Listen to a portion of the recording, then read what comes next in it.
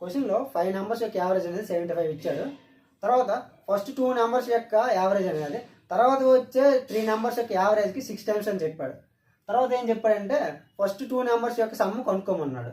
So first 5 numbers యొక్క average మనము 5 × 75 = 375 అవుతుంది కదా. సో ఫస్ట్ 2 నెంబర్స్ యొక్క సమ్ని మనం x అనుకుంటాం, దాని యావరేజ్ ఏమవుతుంది, x/2 అవుతుంది కదా. అంటే ఫస్ట్ 2 నెంబర్స్ యొక్క యావరేజ్ x/2, 3 నెంబర్స్ యొక్క సమ్ y అనుకుంటే దాని యావరేజ్ y/3 అవుద్ది.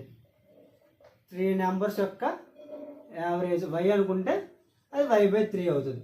మనకేం చెప్పాడు, దీని యావరేజ్ అనేది దీనికి 6 టైమ్స్ అని చెప్పాడు. So x/2 = 6 × y/3, 3 1s 3 2s. So x = 4y, ఎందుకంటే ఈ 2 ఎత్తులోకి వెళ్తే మల్టిప్లై చేస్తుంది. సో x = మనకు 4y వచ్చింది. క్వశ్చన్లో మనకేమి ఇచ్చాడు, x + y అనేది 375కి ఈక్వల్ చెప్పాడు.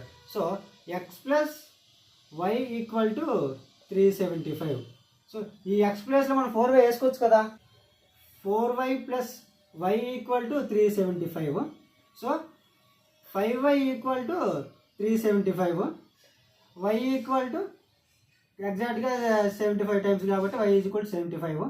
సో 2 నెంబర్స్ యొక్క సమ్ కనుక్కోమన్నాడు. 2 నెంబర్స్ యొక్క సమ్ మనం ఆల్రెడీ x అనుకున్నాం కాబట్టి x = ఏ వచ్చింది ఇక్కడ మనకు 4y, y ప్లేస్లో 75 ఉంది కాబట్టి x = 4 × 75 = 300. సో ఫస్ట్ 2 నెంబర్స్ యొక్క సమ్ 300.